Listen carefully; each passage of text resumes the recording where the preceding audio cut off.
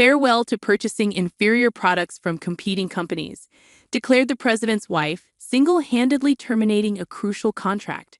As a key client, her decision left me anxious, yet amidst the concern, inspiration struck. Understood. We will cease all deliveries to your company, I confidently asserted, sealing the deal with my signature on the contract she presented. Later, the president's wife returned to our premises, her countenance drained of color, a blend of shock and dismay evident. My name is Mia, aged 37, and I helm the company passed down from my grandfather, a bastion of stability with a roster of esteemed clients. To safeguard our legacy and workforce, I immersed myself in economic studies and business development. Specializing in precision mechanical equipment, our seasoned employees, some with tenure dating back to my grandfather's era, impart invaluable knowledge. My dedication hasn't gone unnoticed. I've garnered trust and respect, even among the elder staff. However, the journey to further recognition is ongoing. There's always more to learn. Then, an extraordinary incident unfolded within our midst, the catalyst being the president's wife of a pivotal client. Despite our long-standing relationship, she derided me as a childish girl unfit to lead. Mrs. Brown's unexpected appearance at her husband's year-end gala, where I was invited, marked our initial encounter. After cordial pleasantries, she delivered a disconcerting warning, insinuating potential repercussions for perceived deception. Confounded by her animosity, I observed Mrs. Brown's amiable demeanor with others, contrasting sharply with her demeanor towards me. As the evening waned, I couldn't shake the feeling of unease, pondering the underlying motives behind her hostility. And so, as the festivities concluded, rather than attending the after-party, I retreated to contemplate the unsettling exchange. I resolved to visit my parents' house, seeking insight into Mrs. Brown's perplexing behavior. With both my parents and grandparents residing there, it served as a sanctuary where I often sought counsel from my grandfather. Upon arrival, I extended my apologies for the late hour, met with warm welcomes from my parents, who informed me that my grandfather was still awake. Eager to delve into the matter, I sought out my grandfather to inquire about Mrs. Brown's character. To my bewilderment, my grandfather painted her as an epitome of perfection, a devoted wife unfalteringly supporting her husband, devoid of ulterior motives. Yet the more I learned, the more perplexed I became regarding Mrs. Brown's demeanor. Days after the eventful party, Mrs. Brown made an unexpected appearance at my company, much to the surprise of my staff and secretary. Her unannounced visit left her waiting, a situation that evidently irked her. Venting her frustration, she chastised my secretary, attributing the company's alleged incompetence to my leadership, a sentiment I found unjustified, given the circumstances. Regrettably absent during Mrs. Brown's visit, I swiftly arranged a meeting to address her grievances. Upon entering the president's office, I anticipated encountering her husband, only to find Mrs. Brown occupying his seat, exuding an air of superiority. Despite this, I extended my apologies for my prior unavailability and expressed a willingness to address her concerns. To my surprise, Mrs. Brown abruptly declared goodbye to utilizing inferior products from other companies, a statement that left me momentarily taken aback. I stood in stunned silence, my expression surely betraying my disbelief as Mrs. Brown leveled her accusations. A company overseen by someone as inexperienced as you simply can't be relied upon, she asserted, citing alleged overcharging and questioning the quality of our products. Her assertions were baseless, prompting me to vehemently defend our pricing and passionately extol the superior quality of our offerings, endorsed by the president himself. Yet Mrs. Brown remained obstinate, refusing to entertain reason, her condescending demeanor grating on my nerves. When pressed about the president's awareness, she revealed her interim role as acting president, granted due to her spouse's sudden departure abroad to address production issues. It dawned on me why the president had been absent from the recent gathering. With finality, Mrs. Brown decreed our impending contract termination, insisting on a prompt meeting the following day to finalize the details. Feeling unceremoniously dismissed, I departed her office, a sense of urgency settling over me. The realization struck hard. Losing Mrs. Brown's company as a client posed a significant threat to our financial stability. Without their patronage, meeting payroll could become precarious.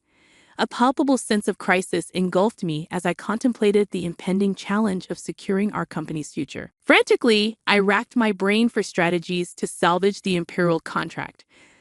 The following day, Mrs. Brown punctually arrived at our premises, her demeanor somber as she placed the termination documents on my desk, urging swift action.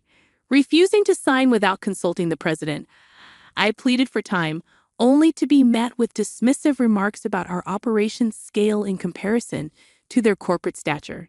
Infuriated by Mrs. Brown's arrogant stance and the abrupt termination, I felt betrayed by the lack of remorse for severing our long-standing ties. Resolute in my decision, I enacted the contingency plan I had devised. In a moment of clarity, I confronted Mrs. Brown. Her laughter at my inquiry met with a steely resolve from my end. With a swift stroke, I affirmed our withdrawal from future dealings, momentarily catching her off guard before she regained her composure, seemingly satisfied with the outcome. As Mrs. Brown departed, her self-satisfied demeanor evident, my secretary and I exchanged polite bows, concealing inner smiles. Reflecting on the situation, I couldn't help but feel a twinge of amusement, contemplating her oversight and hastily concluding the agreement. Following her departure, I extended gratitude to Mrs. Brown's husband via email, expressing appreciation for past collaborations. Moments later, a call disrupted the quiet of our office, signaling the beginning of a new chapter. I found myself caught off guard by the unexpected call, but quickly regained composure upon reading the president's email. Agreeing to his request for a meeting, I awaited his arrival alongside Mrs. Brown, her demeanor displaying clear discontent. Formalities exchanged, the president wasted no time in getting to the heart of the matter.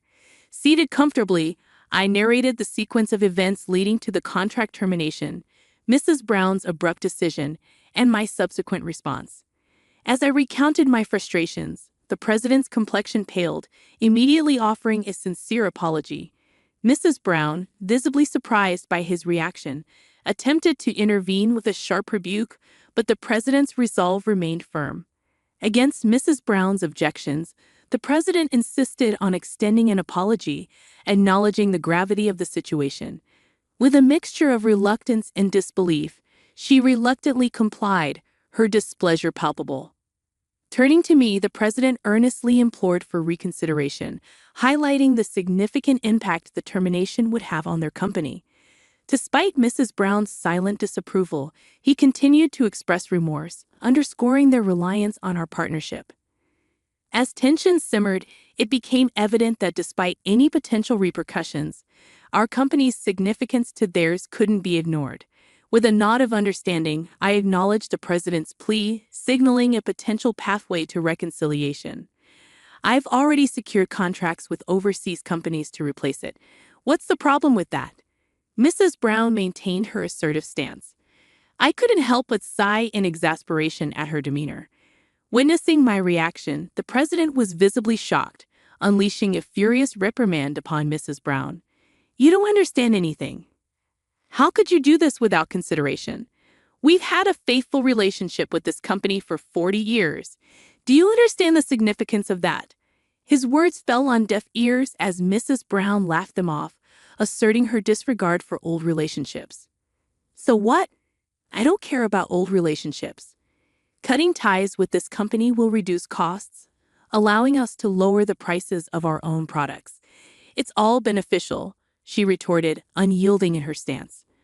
The president's anger only intensified, regretting his decision to let her act as president. In a moment of triumph, Mrs. Brown's phone interrupted the confrontation. Brushing off the call with irritation, her demeanor shifted to panic and confusion. Sensing something amiss, I waited until she ended the call before inquiring about the issue. Seemingly overwhelmed, Mrs. Brown began to mutter about delayed and inferior goods from the overseas company. I couldn't help but mockingly laugh at her distress, explaining that such setbacks were to be expected. Our precision mechanical equipment boasted unique craftsmanship and technology, qualities that couldn't be replicated elsewhere. Confounded, Mrs. Brown demanded clarification. Firmly, I elaborated on the significance of our company's cultivated technology and craftsmanship, emphasizing that our products incorporated techniques unavailable elsewhere. It was a moment of realization for Mrs. Brown as she finally grasped the true value of our offerings. Confidently, I made my stance clear, prompting a shift in Mrs. Brown's demeanor from aggression to frustration and defeat. Maintaining my composure, I faced her with a triumphant expression, observing as she retreated into sullen silence, her demeanor akin to that of a sulking child. Curious about the motivations behind her actions, I pressed Mrs. Brown for an explanation. With a defined attitude, she began to unravel her intentions, her desire to pass the company to her son conflicting with her husband's plans.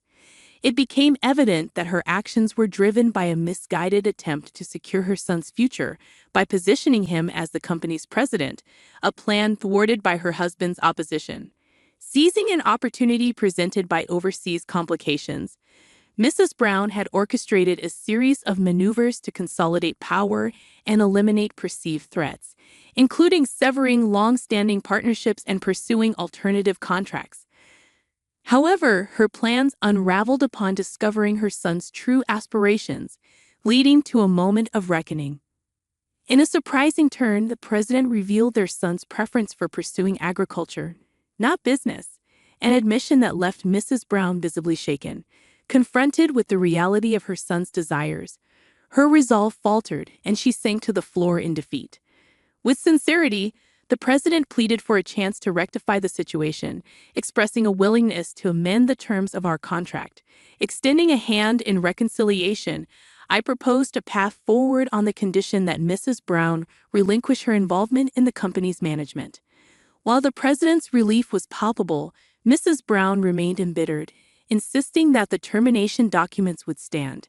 Despite her resistance, a glimmer of hope emerged as the possibility of reconciliation beckoned, marking a pivotal moment in our dealings with Mrs. Brown and her company.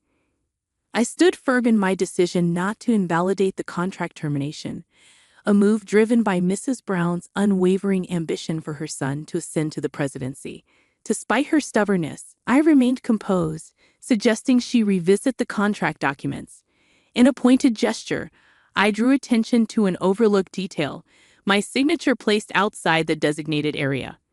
Mrs. Brown's silence spoke volumes as she grappled with the realization of her oversight. With a calm admonition, I underscored the importance of meticulousness in managerial roles, a trait seemingly lacking in Mrs. Brown's approach. As the president eagerly examined the document, gratitude overflowed from him, contrasting sharply with Mrs. Brown's remorseful demeanor. Relieved to have preserved a crucial contract, I earned praise from my grandfather for safeguarding our employees' future.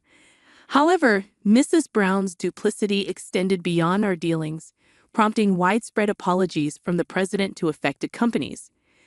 I lent my assistance in clarifying the situation, fostering cooperation among those wronged by Mrs. Brown's actions.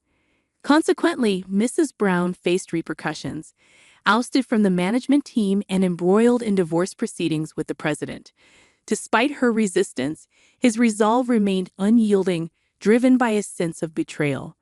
Meanwhile, her son found liberation from his mother's pressures, pursuing his agricultural studies with newfound independence. For my company, the ordeal yielded unforeseen benefits, garnering favor with major corporations and attracting new contracts. Sales surged, surpassing even my grandfather's achievements, while employee morale soared. As I continued to lead and learn, the lessons gleaned from this experience reaffirmed my commitment to growth and integrity.